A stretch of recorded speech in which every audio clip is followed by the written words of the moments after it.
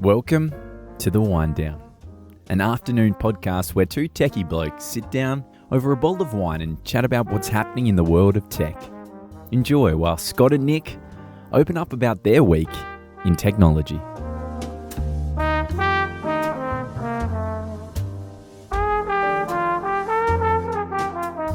Well, ladies and gentlemen, hello and welcome to the WineDown. My name's Nick and here I've got Scott. Hello, Scott. How are you? Good, thank you, Nick. How are you? I'm very well indeed.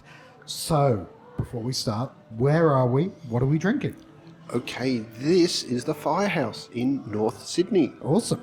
Now, the beauty about this is that it is 23 steps from our office. Now, that's 23 steps for Scott, 35 steps for me, but that's what happens when you're as tall as Scott.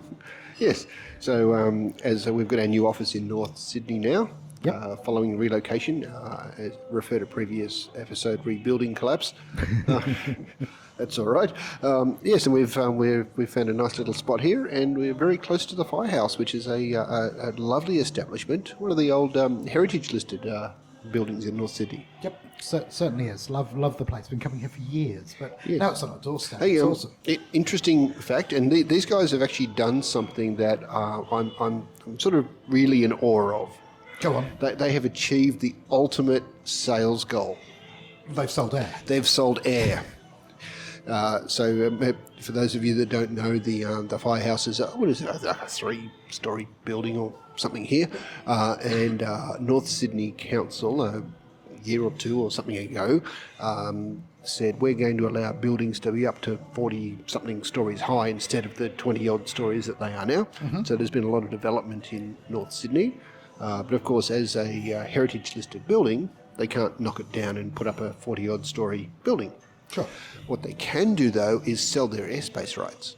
So there's a building above us right now, cantilevered out. Yes. Over the top of this. And they got an astronomical amount of money for air. That's awesome. And I'm just really impressed with that. Someone sold air. That is very cool. Now, what are we drinking? Because this is quite special. And actually, this is good, and I'm really glad because they've got a lot of this. This is the Jeff Merrill, the Jacko blend, Jacko Shiraz.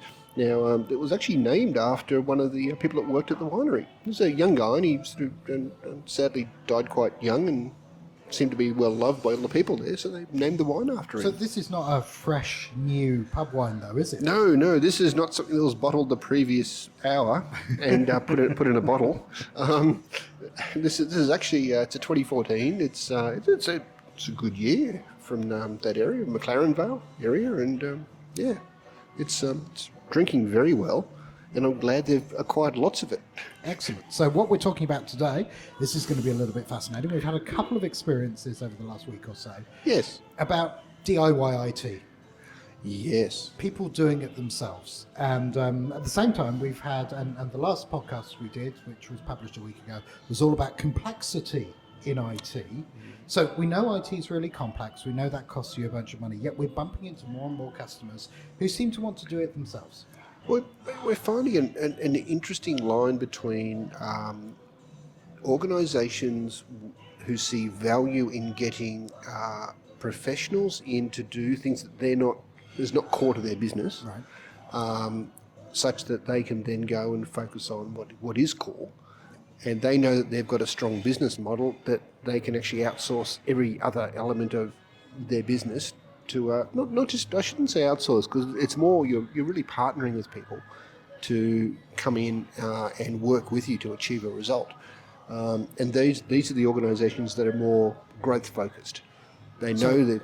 So it's just like if I had an illness and I go and see a doctor, Yes. it's far better than cutting out my own melanoma with a rusty knife, Yes. like some farmer did. Well, Right? and this is the other side of it. The organisations that are probably not growth focused, that they're stable. They could be lifestyle businesses, which is, hey, I'm comfortable. Everything seems to work. I just need to keep everything running, and I can just plod along, be happy. Yeah, and it's a completely valid type of business. It is. And we've come across a few recently that are just doing things themselves and seem to be doing a sufficient job to keep everything working. I would say, though, in most of the ones we've talked to where they're doing them themselves, there's been the odd little panicked conversation about mandatory breaches and multi-factor authentication and Yes. this old legacy system, and we can't, and all the little bits and pieces that are actually quite hard to do, which you can't read by a quick Google search. Not that long ago, I had the question. I said, "Well, what are you doing for patching?" It was like, "Patching? What's that?" I said, "Oh, I see." So it's funny. I thought it's funny how people treat IT. Like we've got our professional services like accountants and lawyers, Yes. and to a degree doctors and all those specialties. And then in enterprise IT, we've got everything from DBAs to test specialists to dev test to DevOps to SDETs to all the different roles there. Yet when it comes into IT for what we call SMB, which is that 10 to maybe 200 user space, there's a lot of, well, how hard can it be? It's not really a specialty. I make my computer work at home. Why can't I make it work at work? Hey, look, and it will work, but there's levels of work. Yeah. No, for sure. But I could go and here's the story. And we're talking about this quite a lot this morning on the Accounting Technology Fireside Chat. So when people listen to that, they'll be able to go, I can see what an accountant thinks about that. And it's really funny. Trevor, who I formed HubOne with, blah, blah, blah, was the IT guy in his accounting practice. And he'd say he thought he was doing a really good job until he actually met people who do this for a living. And realised he should stick to accounting where he's really good, and let us stick to IT where we're really good. And it's I'm trying to remember. There's a little poem my dad had, which basically the end of the poem after some guy got blown up by mucking with a light switch was, "It is the job of the wealthy man to give employment to the artisan." I.e., just because you're smart doesn't mean you can do everything. Look, many years ago, I thought I was very good at doing my tax returns. Good, man, how hard could it be? I mean, they give you a nice little document explaining, put this number here, put that number there, add it up, and well, here's the total. That's what happens. And then pay this amount or whatever. You don't need to pay someone to do this. Until at one point it all got to be too much. I was too busy, and I got an accountant involved, and they looked at the previous tax returns, and they said, "Do you mind if I just redo these a little bit?" Blah, blah, blah, and all of a sudden, here's a few $1,000s. Yeah. I thought, which turned up in a refund that I wasn't aware you could do this or this or this or this, and what do we? And they well paid for themselves. The tax laws are big and complex. Oh, you'd be crazy. I mean, I don't even understand how current accountants even keep up with the tax laws these days. Yes, but conversely, you should see the amount of reading Scott and I have to do to keep up with the technology. Or to try to keep up. Try to keep yes. Yes. Because that's constantly moving, and it's not just that technology is improving and growing, because it's doing that as well, but the threats against technology are changing, and the legislation's changing, and all of these bits and pieces are changing, and it's our job to keep up with that, just like it's the accountant's job to keep up with. Well, I was one of the things I was reading this week was about legacy technology, and there was these two debates. One saying, look, you need to keep updating to stay current, to make sure it's supported, blah, blah, blah. Okay, yeah. But then there was I think more of a manufacturing sort of focus group saying, well, when we buy machines, we spend like millions of dollars on these machines, and they'll last for like 15 to 20 years.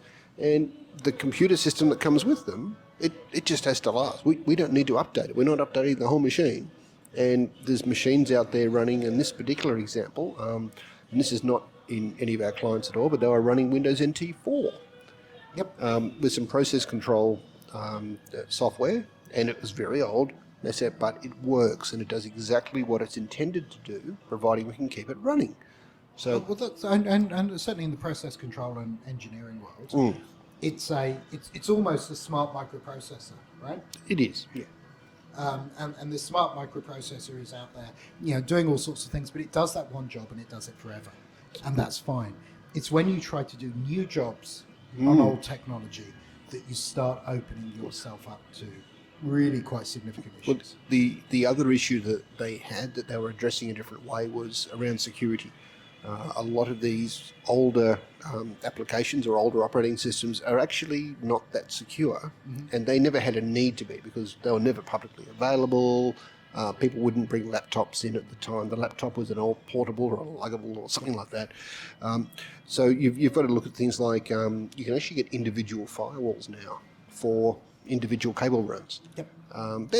they're not cheap. They're probably like $700 or $800 each or something like that. Firewall off that dodgy device. But that's what it is. It's not getting hacked The firewall goes in front of this and just allows it to do whatever exactly it has to do and doesn't allow anybody else in. And that's how they get the security in place for it. Yeah, but that's manufacturing, and Yeah. a lot of our customers aren't doing that. They're using machines for productivity, but yet I still see, if you think about it, an average hourly rate for someone in an accounting firm should be around the $250 or more mark. Yeah.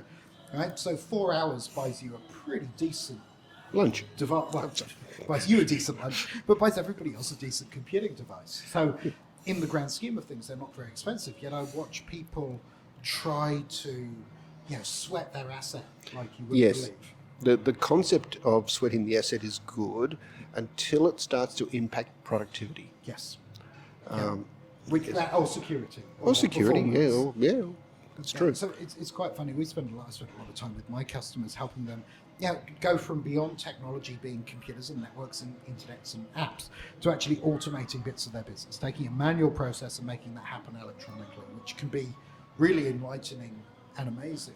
But you can only do that if you've got a good technology base. So people sitting there, the beauty for us is Microsoft are investing a ton of money in Office 365 to create automation opportunities. Right? So, for example, a thing I'm asked by accountants almost all the time is, how do I automatically send a happy birthday to every one of my clients? Well, with something like Power Automate, it takes about 3 minutes to make that happen. When you're on premise, it's software development and it's lots of money and it's lots of effort and it doesn't always work and someone needs to maintain it and on and on and on and on and on. So that's interesting. And certainly we were having a chat with some people who deal with a large number of accountants today, and they were talking about how organizations got blindsided by COVID because despite for the last 10 years we've been saying go to the cloud, everybody went, well, that won't happen to me. And suddenly in Victoria, accountants couldn't go to their offices. They were locked out of their offices from factors external to their business. Yep. And they had real issues. How long have we said disaster recovery? Oh, But well, I think, and even today, the amount of disaster recovery is very different because it's not, you're protecting against a lot of different things than you used to. yes. Yeah, and they're real. So going back to where we started, which is DIY IT. Yes. It was really funny. We did a little exercise before this just to see how complex things are, and I thought let's take something that's not complex, and the Xero ecosystem. Okay. Right. So Xero's an accounting product. If you're not familiar with it, it's in the cloud, and it simply connects to a number of other applications to make your business better. How many integrations do you think Xero has? Quite a few. Over 900. So if you're an accountant, you're running the IT for an accounting firm, and you're not trained in IT, how do you decide which is the best app for your needs? You're certainly not going to run a trial and try them all out. It really takes that beauty of what we do, which is experience, which is going to lots of different customers and seeing lots of different things and where they don't work as well as where they do work, and bringing that broad range of experience. I think we all know the stories of the IT manager who gets stuck in a single organization for 10 years, really become not a lot of use to the rest of the industry because we look for a broad range of experience and knowledge and skills. And so that's the partnering thing you talk about can actually help, because they'll go, well, I was in a firm the other day where they're doing this, this, and this, and that'll save you millions of dollars and make you better, right? Or make your customers better. And look, even when we were setting up TribeTech, the whole purpose of this was we were not going to have anything on premises. It's all going to be cloud-based, and everything was going to be automated. And we pretty much got there. But what we did end up with after the first iteration of this was some good systems, and A would talk to B would talk to C, and C would talk to D, and you hope that all these things talk to each other properly. But then you find out that by the time it gets to D generates a bit of information that A needs. So you've got to work out how to get D to talk to A, and then because A syncs back to B, you've got to work out how not to then overwrite something going back the other way. And it actually took a lot of time to get it right, which then came to iteration B of, okay, we've done that. That's pretty good. It works, but I think we could actually make it a lot simpler and reduce the number of applications and interfaces involved to get the end result. And we've actually got something working fairly smoothly now. And I think it's interesting. I think when we kind of came up with that for accountants, which we called variations of things from the modern practice to one practice to the connected practice, all sorts of different names, but fundamentally, it was looking at all the different business aspects and finding software to fit that. And so when we started, we had one piece of software in each box. We're going to redo it, and as we redo it, there's going to be tens of pieces of software and solutions in each box, which makes our building that more complex because we've got to build way more connections and understand how they work. But also we'll be able to say, well, don't buy that bit of software because you might like the color blue or orange or green, whatever the color the software is, but it doesn't actually integrate to the rest of the business. That's right. And look, I like to think we've got a vague idea about what we're doing, having done this quite a number of times before. It took us a number of goes to get it right and to get it working smoothly. I don't know how people who have not really been experienced in automation and data flows and interfaces and APIs and integration all get this working at all very well. And they do, and it's kind of scattergun, and I hear words like if this then that and Zapier and all these integration platforms. And then that person leaves the company. And nothing works anymore. And it keeps working for about a couple of years, and then something breaks and the whole lot collapses in a heap. And they call someone in a hurry who has to look at this and go, oh, wow, what is this? Yeah, there's something they teach you in professional IT school, which isn't really school. It's where you screw something up and realize how you'd have fixed it if you'd done it better. And that thing is documentation. And Scott and I will spend most of our time writing documentation on what we're doing, not doing the technical work, because technical work doesn't take very long. The documentation does, but that's actually the deliverable. That's the thing that protects the organizations. And that's the thing if you have, I don't know, your sister or your wife or your IT partner doing the work, they're not going to do that because they just don't think that way. I've got a problem, I'm going to solve it, it's fixed, I'll walk away. Not, I've got a problem, I'm going to solve it, and I write something, so next time that happens, nobody gets affected. I tell you what, I did see a couple of days ago, also this week, someone posted something about, I think it's Geeks To You, I think was the company. They're doing like $10 a month for home computer support, or unlimited whatever, and I think it's $20 for businesses or something. Look, it's not bad.